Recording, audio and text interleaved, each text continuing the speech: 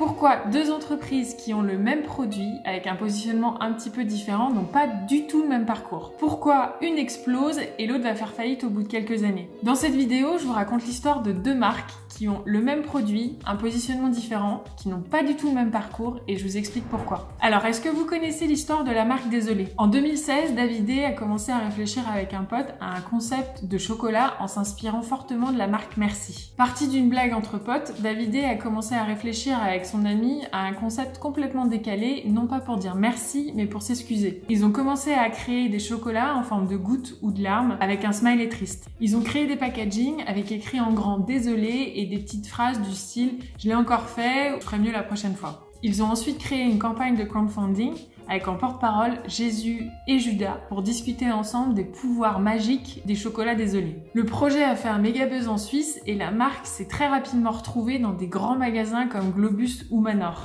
Dans la même ville, la même année, une autre entreprise crée sa propre marque de chocolat. La marque Fraemonde a créé un chocolat pour les femmes. Ce chocolat est à base de plantes thérapeutiques et a été créé pour diminuer les douleurs menstruelles des femmes. Créé par un chocolatier et un herboriste, la marque a décidé d'avoir un positionnement beaucoup plus soft. Plutôt que d'aller chercher la grande distribution comme Manor ou Globus, la marque a décidé d'être distribuée dans des petites épiceries locales. Ils proposent aussi leur chocolat sur leur site internet, mais seulement pour la Suisse. On a donc au départ deux marques avec le même produit qui cherchent à mettre en avant l'artisanat. La marque Désolé a un positionnement basé sur l'humour et a choisi de se diriger vers la grande distribution. Tandis que la marque Fraemonde a un positionnement beaucoup plus basé sur le bien-être et le réconfort du chocolat et ont décidé d'avoir une distribution beaucoup plus locale. Alors, à votre avis, 5 ans après, laquelle de ces deux entreprises existe toujours? Avant de continuer cette vidéo, mettez en commentaire l'entreprise qui, selon vous, a survécu. La bonne réponse est la marque Fraemonde. Alors pourquoi? On ne se moque pas, la marque Désolé aurait très bien pu continuer. Dans une vidéo, le fondateur Davidé de la marque Désolé nous explique les différentes difficultés qu'il a pu traverser. Il explique notamment les difficultés liées au commerce qu'il n'avait pas prises en compte, comme les marges de la grande distribution,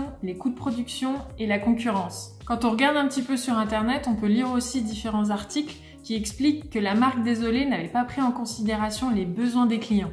Et ça, c'est une étape super importante qui est souvent omise par les différents entrepreneurs. On a tendance à être super focus sur son projet et à en oublier complètement les besoins de son client. Il est donc primordial de se mettre à la place de son client, de mettre un petit peu de côté son projet ou son avis personnel. N'imaginez pas ce que ferait votre client type, mais demandez-lui plutôt, si vous oubliez malencontreusement l'anniversaire de votre partenaire, est-ce que vous irez chez Carrefour acheter mes chocolats Désolé avec écrit dessus « Désolé, je ferai mieux la prochaine fois ». Pas sûr. À mon avis, vous irez plutôt chez le fleuriste pour ramener un beau bouquet et essayer de vous faire pardonner. D'ailleurs, je me dis que les fleuristes auraient peut-être été une bonne alternative pour commencer à distribuer les chocolats. Je pense que c'est plus commun d'aller automatiquement chez le fleuriste pour se faire pardonner. Mais ça, il faudrait le vérifier en leur demandant directement. Tant que vous n'aurez pas compris quels sont les vrais besoins de vos clients, vous pouvez pivoter autant que vous voulez, ça risque d'être compliqué. C'est d'ailleurs ce qu'a fait Davidé en pivotant complètement en 2017. Les chocolats Désolé ont changé de nom et sont devenus Goustarté. Son objectif était de passer de la quantité à la qualité. Il voulait mettre en relation des artistes et des chocolatiers pour que les chocolatiers retranscrivent en chocolat les différentes œuvres des artistes. Idée encore une fois intéressante, mais qui n'a pas fonctionné puisque l'entreprise Désolé / Goustarté a fait faillite en 2019. Je vous raconte cette histoire parce que j'ai rencontré trop d'entreprises qui restaient 100% focus sur leurs produits et qui en oubliaient complètement les besoins de leurs clients.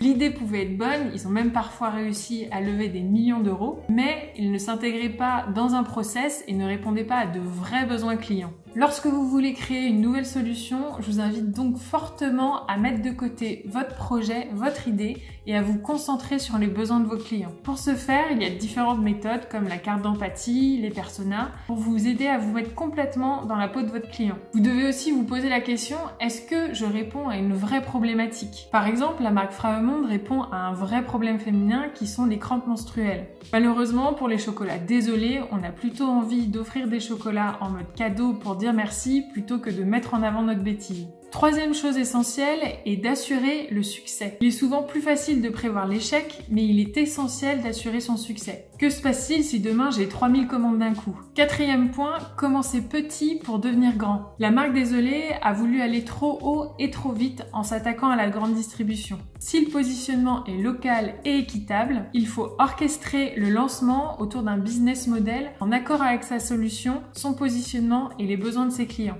Commencez plutôt par des petites épiceries plutôt de vous attaquer directement à des géants. En cinquième tips, avoir une proposition unique mais cohérente. La marque Framamonde a mis en avant sa crédibilité en misant sur des études qui mettent en avant les bienfaits des plantes pour les crampes menstruelles. Dans leurs études, ils expliquent notamment que 2 semaines avant ou pendant les règles, les femmes avaient tendance à consommer beaucoup plus de glucides. Et donc pour ça, le chocolat est parfait. En misant sur l'artisanal et le côté santé, Framamonde a trouvé un positionnement niche qui cartonne.